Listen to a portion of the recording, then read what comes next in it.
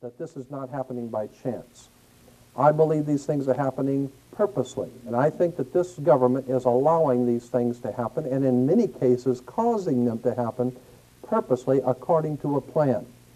There is something called dialectics, Hegelian dialectics, we can get into later, but the whole idea is to cause people to be frightened, and in order to frighten people, a frightened and fearful people will do things for you. They will submit to you if they're sufficiently frightened.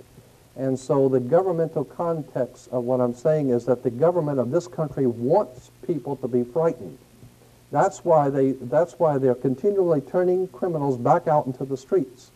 They go in, they kill 15 people in a McDonald's. They get a $250 fine and a 3 years in jail, which is then when we find out what actually happened, they got 1 year, and the fine was commuted, and so they're back on the streets. They're turning murderers back onto the streets. There is no doubt in my mind that it is not because of loss of space, so they don't have the space for the criminals. They got space for you if you don't pay your taxes.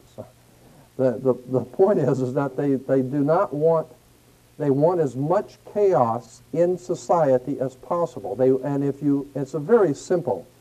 The World Health Organization came out a long time ago, and since then the FBI has concluded the same thing, that the truly criminal element in America is less than 1% of the total population of America are truly criminal element. 1% or less are the murderers, are the real serious criminals. Logic alone would tell you that if you put those people in jail or you put them to death, you don't have any more serious crime. Now what?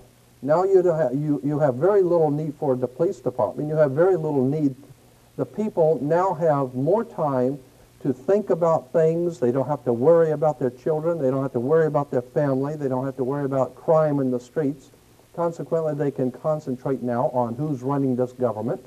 Now, how fair are the equitable or the laws, and so therefore it's better to keep people occupied. We've known that for a long time. That's why science, that's why politics is called political science. There is a method to controlling people.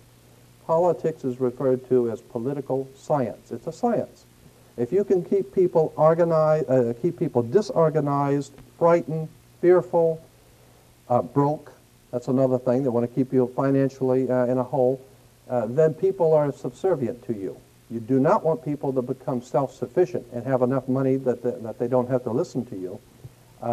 You need crime, and you'll see why. And I'll show you today why you need a lot of crime. You need to let criminals back out into the streets. They talk about something. If you think about the logic behind these rules and behind these new laws we have, it's absolutely insanity.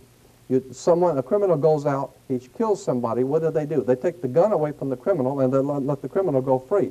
Then they say that there's just a proliferation of crime. We can't do anything about this crime that's out of control, the drug trafficking and all the killings going on and the gangs killing each other.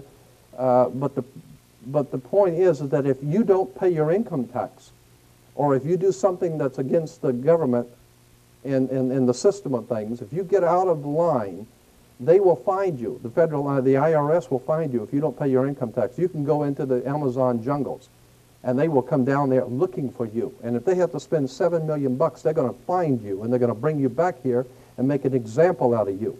So if they have the power. This is the most powerful military nation on the face of the earth, ever devised by men.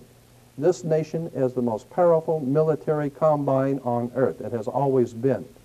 And if you think about the time back in, 50 years ago in 1940, when the United States was a very infantile country,